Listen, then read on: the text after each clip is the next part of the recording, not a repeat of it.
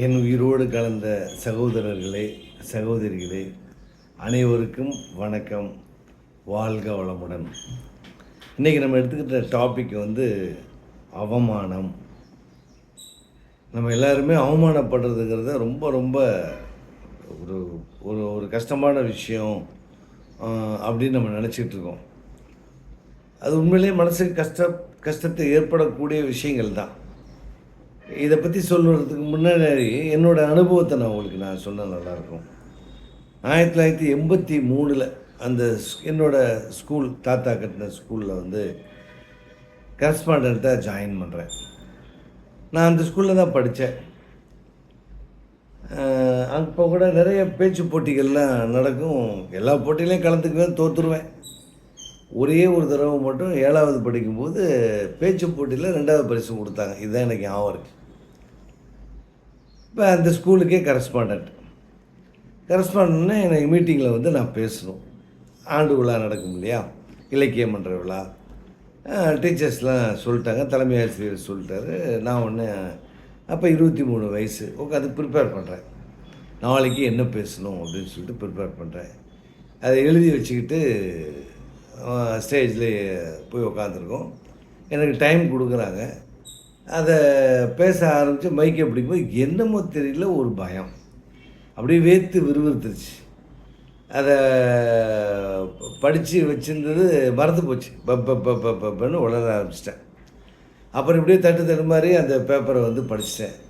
ஆனால் குழந்தைங்க தானே, அவங்களுக்கு என்ன கரஸ்பாண்டன்ட்னா என்னென்னு அவங்களுக்கு என்ன தெரியும். அவங்க எல்லோரும் சிரிச்சிட்டாங்க, கை தட்டிட்டாங்க.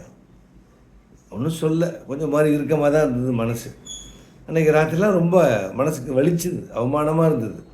என்ன நம்ம கரஸ்பாண்டண்ட்டாக இருக்கக்கூடிய ஸ்கூலில் இவ்வளோ பெரிய அவமானப்பட்டுட்டோமே. கிட்டத்தட்ட 1000 ஸ்டூடெண்ட்ஸு எல்லோரும் நம்மளை பார்த்து பரிகாசம் பண்ணுற மாதிரி நடந்துக்கிட்டோமே அப்படின்னு ஒரு உணர்வு. அடுத்து ஒரு 2-3 மந்த்ஸில் திருப்பி நான் பேசின வருஷம் எப்படியும் 3 மீட்டிங் 4 மீட்டிங் வரும். பேசணும், மறுபடி தலைமை ஆசிரியர் டேட் கொடுத்துட்டார். இந்த தடவை நான் என்ன பண்ணேன் அப்படின்னா, அங்கே போய் அந்த பிள்ளைங்க மத்தியில் அப்போ எனக்கு அந்த வலிக்கும்போது தோணின விஷயம், சிந்தனை, எப்போ இந்த பிள்ளைங்களால் அவமானப்பட்டோமோ, பிள்ளைங்கள் என்னால் தான் நான் அவமானப்படுறேன், பிள்ளைங்களுக்கு முன்னாடி நம்ம அவமானப்படுற மாதிரி நடந்துக்கிட்டோமோ, நம்ம அதே பிள்ளைங்க கைத்தட்டி நம்ம பேச்சை பாராட்டணும் அப்படின்னு எனக்கு ஒரு உணர்வு, ஒரு வெறி மனசுக்குள்ளே உதயமாச்சு.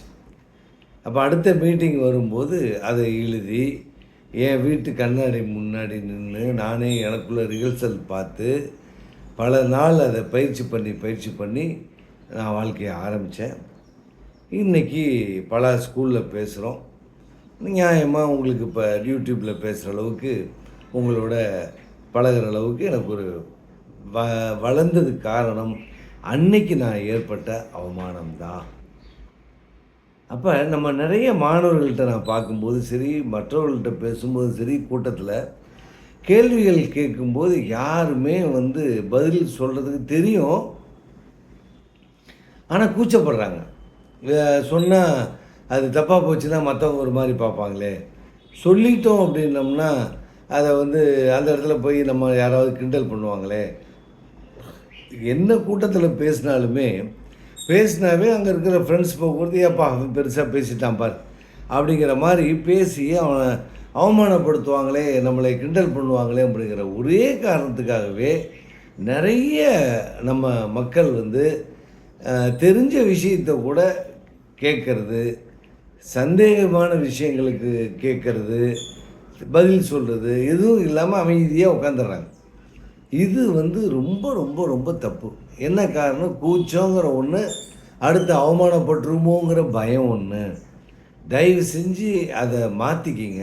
அவமானப்படணும். அவமானப்படும்போது தான் வாழ்க்கையில் நமக்கு ஒரு வெறி வரும். எதனால் அவமானப்பட்டமோ அதை சாதிக்கணுங்கிற எண்ணம் வரும். அந்த எண்ணத்தோடு வாழும்போது வாழ்க்கை ரொம்ப அழகாக செய்யும். அற்புதமாக வாழுங்கள். வணக்கம். வாழ்க வளமுடன்.